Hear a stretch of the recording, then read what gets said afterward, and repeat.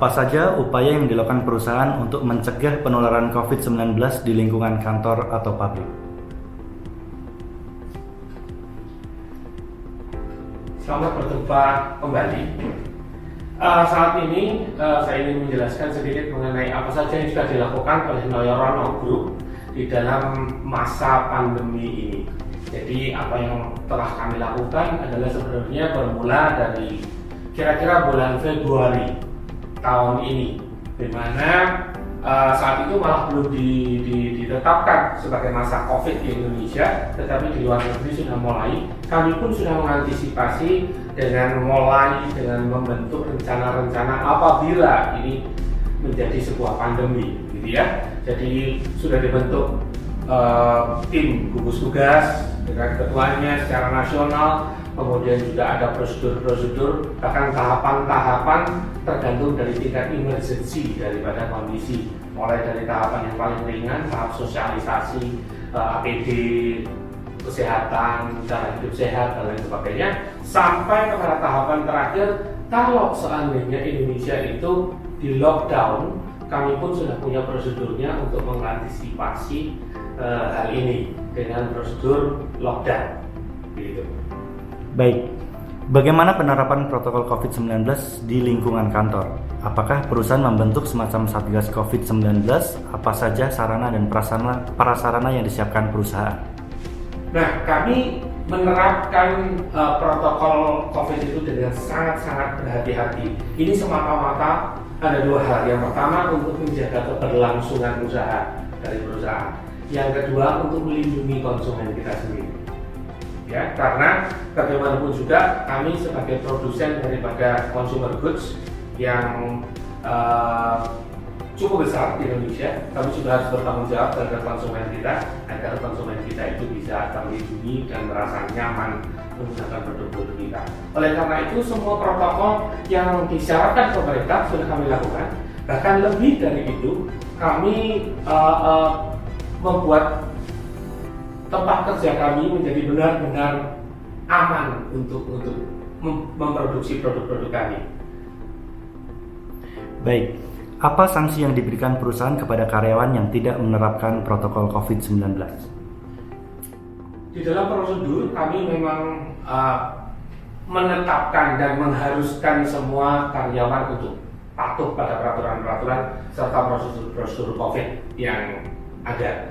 Tetapi tidak bisa dihindarkan ada 1-2 orang yang kemudian melanggar begitu, dan kami bersikap tegas. Jadi dimulai dari himbauan untuk kembali taat sampai teguran, hingga kalau sampai pada satu saat misalnya mereka terbukti melakukan penyelewengan terhadap prosedur, kita bisa melakukan tindakan tegas, bahkan isolasi mandiri dan lain sebagainya. Baik, selain menerapkan protokol COVID, apakah perusahaan menerapkan pola kerja baru untuk mencegah pertemuan secara fisik? Seperti apa gambaran pola kerja yang baru ini? Nah, inilah yang disebut sebagai new normal. Ya, kami ada videonya new normal di Noyorono, bagaimana pola kerja kita dirubah, gitu ya, sehingga tidak lagi seperti yang lalu. Misalnya sebuah lokasi kerja pabrik itu yang isinya bisa 500 orang dulunya, sekarang hanya diisi separuh. Bangku-bangku ditata ulang, kemudian diberi sekat dari tiap produksi, tiap orang yang melakukan produksi, sehingga mereka cukup aman. Bahkan di Jawa Tengah, di Kudus, kami termasuk salah satu dari pabrikan yang pertama kali menetapkan ini secara massal di seluruh pabrik. Dan untuk itu kami cukup berbangga karena Gubernur Jawa Tengah, Bapak Ganjar, berkenan untuk melakukan pengecekan langsung pada saat itu di lokasi kerja kami dan memberikan apresiasi karena kami adalah salah satu yang pertama yang pernah menetapkan itu. Begitu juga di kantor. Di dalam kantor juga tempat kerja juga diatur agar orang-orang bekerja itu bisa nyaman dan juga aman. Karena apa? Karena jaraknya harus dijaga. Begitu. Baik, bagi perusahaan di bidang jasa yang pada kondisi normal banyak melakukan kontak langsung dengan pelanggan, apa strateginya agar meminimalkan kontak langsung? Nah, sebagai produsen dan juga distributor yang tetap harus berhubungan dengan pelanggan. Hubungan dengan pelanggan tidak bisa dihindarkan dan hubungan kerja dengan pelanggan harus tetap jalan terus. Tetapi kami berusaha untuk menetapkan sistem digital yang memungkinkan agar pertemuan kontak fisik secara langsung itu bisa diminimalisir.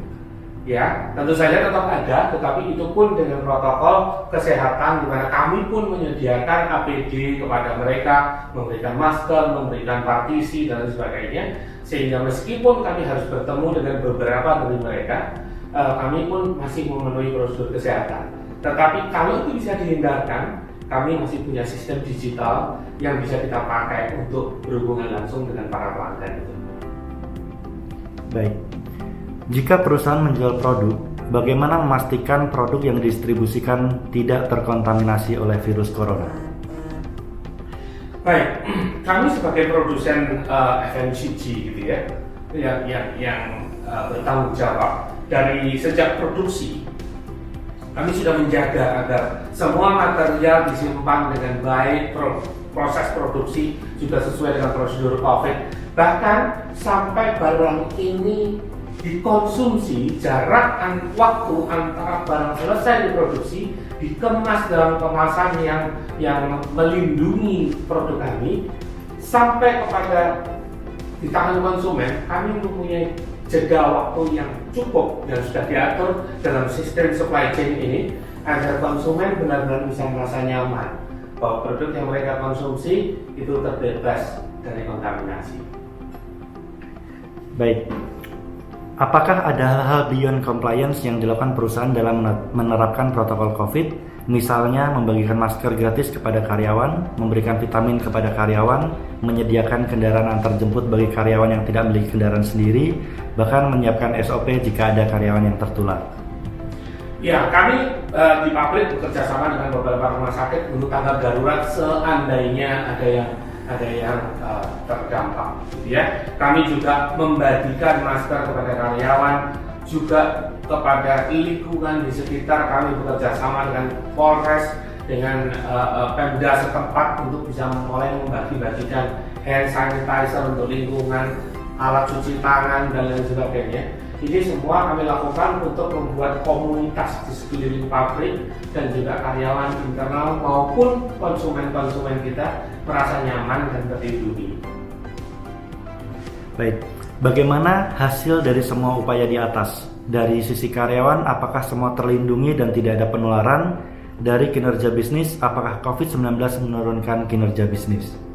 Ya, kalau dilihat dari sisi bisnis, semua terdampak. Seluruh Indonesia, seluruh dunia, bahkan semua bisnis pasti terdampak. Tetapi kami cukup bersyukur kalau Noyorono Group dengan semua protokol yang sudah kita lakukan secara disiplin, itu kami bisa mempertahankan agar perusahaan kami ini selalu siap untuk terus maju dan terus berkesinambungan.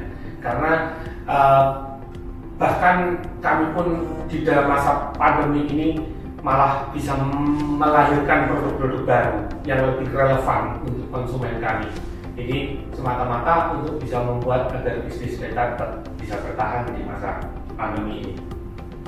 Baik, terima kasih kepada semuanya atas perhatian. Terima kasih juga kesempatannya yang diberikan oleh SWA kepada kami untuk bisa sharing mengenai apa saja yang sudah dilakukan oleh Noyorono Group di masa-masa COVID seperti ini.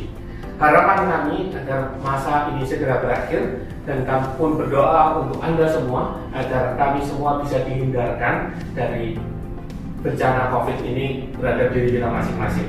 Akhirnya saya tetap mengimbau agar kita tetap menjaga kesehatan, menjaga kebersihan sesuai anjuran pemerintah. Terima kasih.